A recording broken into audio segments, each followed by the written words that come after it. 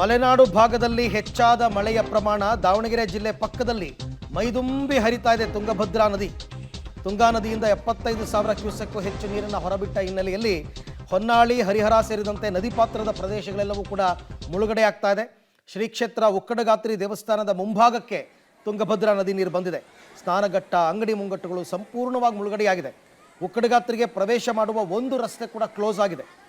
ಸೇತುವೆ ಮಾಡಿಸಿ ಅಂತ ದಶಕಗಳಿಂದ ಹೋರಾಟ ಮಾಡ್ತಾ ಇದ್ರು. ಈ ಭಾಗದ ಜನಪ್ರತಿನಿಧಿಗಳು ಸ್ಪಂದಿಸಿಲ್ಲ. ಪ್ರತಿ ಬಾರಿ ನದಿಯಲ್ಲಿ ನೀರು ಹೆಚ್ಚಾದಾಗ ಎರಡೂ ರಸ್ತೆಗಳು ಬಂದಾಗುತ್ತೆ. ಈ ಸರ್ತಿನೂ ಹಾಗೆ ಆಗಿದೆ. ಹೊನ್ನಾಳಿ, ಹರಿಹರ ಸೇರಿದಂತೆ ಹಲವು ಕಡೆಗಳಲ್ಲಿ ವಸತಿ ಹಾಗೂ ಪ್ರದೇಶಕ್ಕೆ ನೀರು ನುಗ್ಗಿರ್ತಕ್ಕಂಥ ಪರಿಸ್ಥಿತಿ ಇದೆ. ತುಂಗಭದ್ರಾ ನದಿಯಲ್ಲಿ, ತುಂಗಾ ನದಿ ಪರ್ಟಿಕ್ಯುಲರ್ ಆಗಿ ದಾವಣಗೆರೆ, ಹರಿಹರ ಸುತ್ತಮುತ್ತಲ ಪ್ರದೇಶದಲ್ಲಿ ಎಲ್ಲದರ ಕಡೆನೂ ನೀರು ನೀರು ನೀರು. ನೀವೀಗ ನೋಡ್ತಾ ಇರೋದು ಉಕ್ಕಡಗಾತ್ರಿ ವಿಜುವಲ್ಸ್. ಉಕ್ಕಡಗಾತ್ರಿಗೆ ಪ್ರತಿನಿತ್ಯ ಭಕ್ತಾದಿಗಳು ಸಾಕಷ್ಟು ಸಂಖ್ಯೆಯಲ್ಲಿ ಬರ್ತಾರೆ. ಅದರ ಜೊತೆಗೆ ಈ ಥರದ ಸಮಸ್ಯೆ, ಒಂದು ಬ್ರಿಡ್ಜ್ ಆದರೆ ಸಾಕು ಅಲ್ಲಿ ಅಂತ ಹೇಳ್ತಾರೆ.